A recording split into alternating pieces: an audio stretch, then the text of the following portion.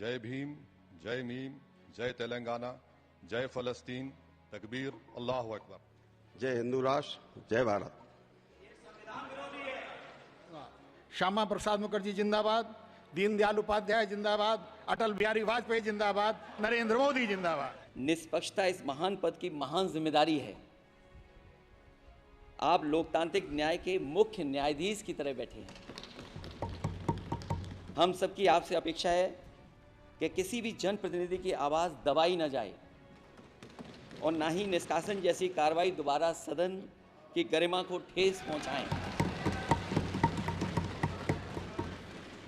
आपका अंकुश विपक्ष पे तो रहता ही है, लेकिन आपका अंकुश सत्ता पक्ष पे भी रहे।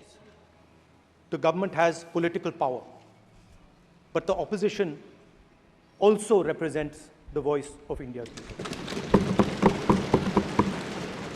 And this time, the opposition represents significantly more voice of the Indian people than it did last time.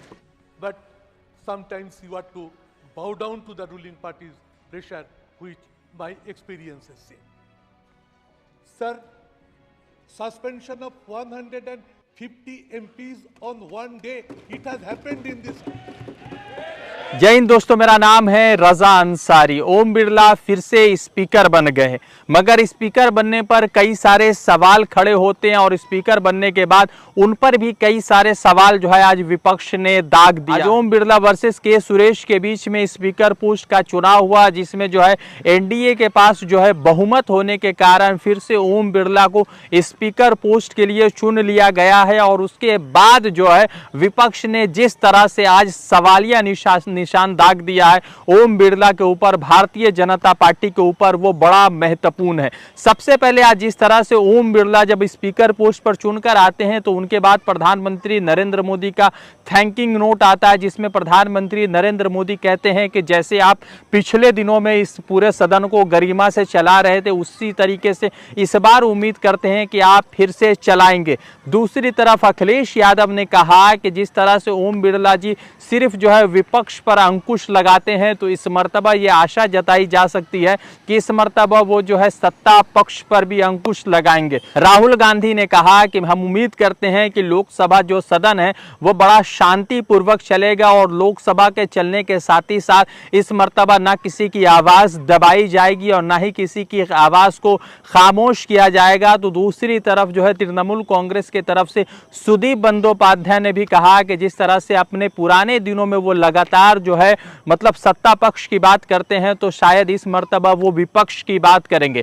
मगर उसी बीच असदुद्दीन ओवैसी का वीडियो लगातार सोशल मीडिया पर वायरल हो रहा है, जिसमें असदुद्दीन ओवैसी ने कल शपथ लेते वक्त कहा था कि जय भीम, जय मीम, नारे तकबीर, अल्लाहू अकबर, फिर उसके बाद जो है जय फलस्तीन की बात कही थी। तो बहुत सारे जो भाजपा समर्थित लोग हैं उन लोगों को पेट में दर्द शुरू हो गया था, क्योंकि उन लोगों ने ये इल्जाम लगाया कि असदुद्दीन ओवैसी ने जय हिंद की बात नहीं की।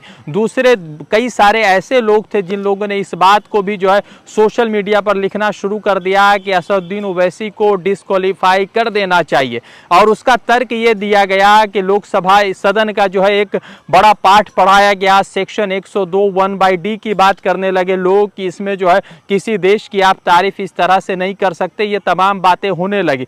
मगर आपको बता दें कि असदुद्दीन ओवैसी ही सिर्फ एक ऐसे व्यक्ति नहीं है जिसने जो है जय हिंद की बात नहीं की। उसके साथ ही साथ जो है अतुल गार्ग जो गाजियाबाद से भारतीय जनता पार्टी के संसद चुनकर आए, उन्होंने भी जो है जय हिंद की बात नहीं की और वो लगातार श्यामा प्रसाद मुखर्जी जिंदाबाद, दीनदयाल उपाध्याय जिंदाबाद, अटल बिहारी वाजपेयी जिंदाबाद और उसके साथ ही साथ जो है नरेंद्र मोदी जिंदाबाद की बात वो लगातार कर रहे थे। उसी बीच एक और बड़ा महत्वपूर्ण क्षण देखने को मिला पूरे लोकसभा के अंदर, जब छत्रपाल सिंह जो है जो फिलहाल बरेली से लोकसभा के सांसद चुनकर आए हैं भारतीय जनता पार्टी के टिकट पर, उन्होंने जय हिंदू राष्ट्र की बात कही और जय हिंदू राष्ट्र का जो है नारा लगा दिया जब उनका जो है शपथ संपन्न हुआ। तो सवाल महत्वपूर्ण यह है कि अगर असदुद्दीन ओवैसी ने जय फलस्तीन की बात कही तो लोगों को दिक्कत हो गया, मगर दूसरी तरफ अतुल गार्ग और छत्रपाल सिंह अगर जय हिंदू राष्ट्र की बात करेंगे और किसी और तरीके की बात करेंगे तो उसमें कोई उनको दिक्कत परेशानी समझ में नहीं आ रही। अब देखना यह है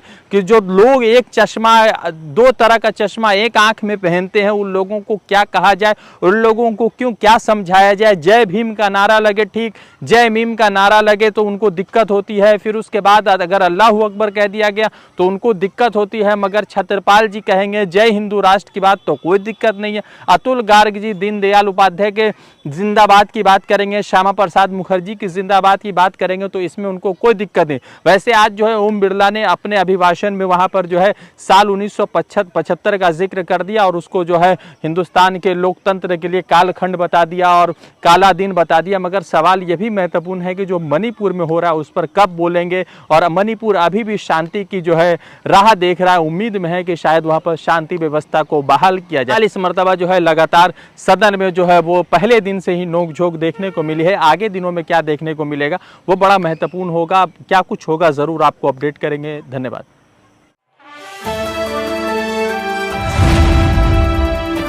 द इंडियन खबर, सच आपके सामने।